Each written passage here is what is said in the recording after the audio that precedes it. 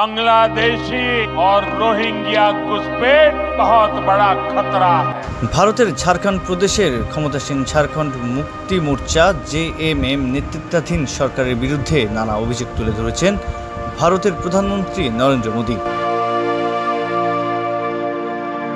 বাংলাদেশিদের অবৈধ অনুপ্রবেশ নিয়ে রীতিমতো তোপ দেগেছেন তিনি। বলেছেন জেএমএম এর লোক বাংলাদেশীয় রোহিঙ্গা অনুপ্রবেশকারীদের সঙ্গে দাঁড়িয়ে আছে।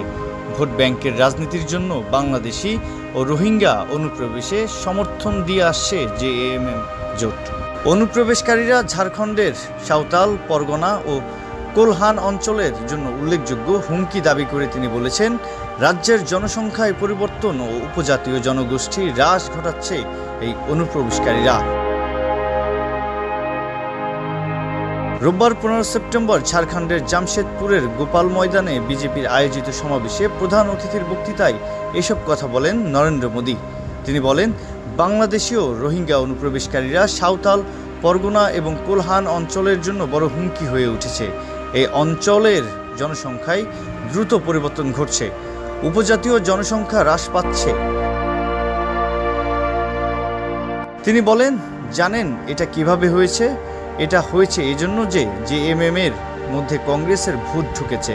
যখন কোনো দলের মধ্যে কংগ্রেসের ভোট ঢোকে তখন উদরপূর্তি সেই দলের একমাত্র এজেন্ডা হয়ে যায়। ভারতীয় প্রধানমন্ত্রী জেএমএম আরজেডি এবং কংগ্রেসকে ঝাড়খণ্ডের সবচেয়ে বড় শত্রু বলে দাবি করেন। এসব দল ক্ষমতার জন্য ক্ষুধার্ত এবং ভোট ব্যাংকের রাজনীতির সাথে জড়িত বলে অভিযোগ করেন নরেন্দ্র মোদী। তিনি বলেন, অনুপ্রবেশকারীরা পঞ্চায়েতগুলোতে অবস্থান নিচ্ছে, জমি দখল করছে এবং নৃশংসতায় লিপ্ত হচ্ছে।